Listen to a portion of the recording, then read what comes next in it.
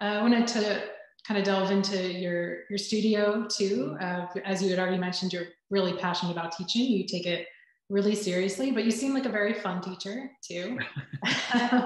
You really you advocate for inclusivity, which is really great, and kind of a sense of belonging. So, what do you think the tools are that you give your students that help them move on into careers after they graduate? Yeah. You know, I think the number one thing is acknowledging that you're not going to get it right always in terms of being inclusive and giving everybody a voice. And you try your best, but it's never going to be perfect, even though you want to tell yourself that it is. And I've had, even after trying my best, I've had a few moments where I was like, where I sort of realized, or where a student said something where I thought like, oh, I didn't know that was happening, or that was, and so you try your best. But I think if you just start from a place that everybody's trying, then you're already ahead. Rather than sort of pretending that you're this like little perfect bubble, right? And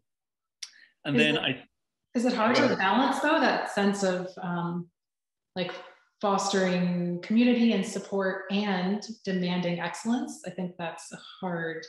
Yeah. But I think also, and this is, I guess, in general, how I live my life. Like, I don't think avoidance is good in any shape, way, I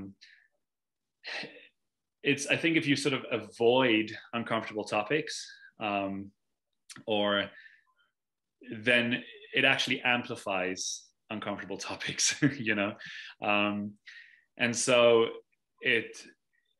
the perfect example, I think, is we had a discussion recently about, with all the attacks on Asians recently in Atlanta. And there are two people in my studio that's Asian, and the music department at UMass did a big meeting to just sort of talk about the climate in the department.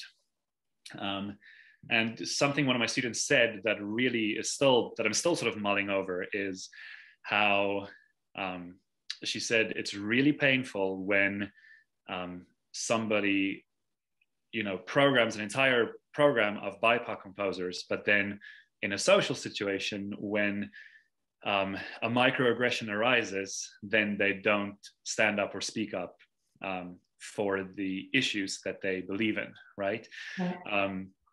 And so sort of the way I interpreted that was, it was like, it's almost there's all this work that's happening, and all this sort of, the needle is definitely shifting, and all this awareness for social change and justice is of course incredible and wonderful. But when she said that, I thought, well, I have this fear that it's sort of now becoming like a hip trend, rather than I was really hopeful in that moment that people really understand the gravity of the situation, and so I just think, because that's sort of the environment that I grew up in, right? Like, if you live through the end of apartheid, those conversations become normal, right? And conversations are only hard if you don't have them often. If the more you avoid a certain topic, the harder it becomes to talk about it, right?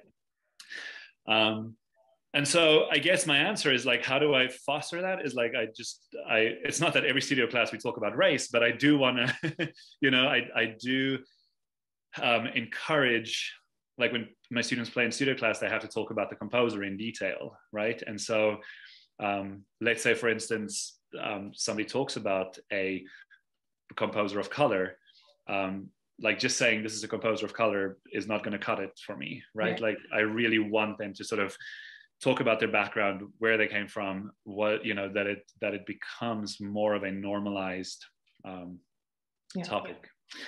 I'm not sure if I answered your question. I kind of get way off.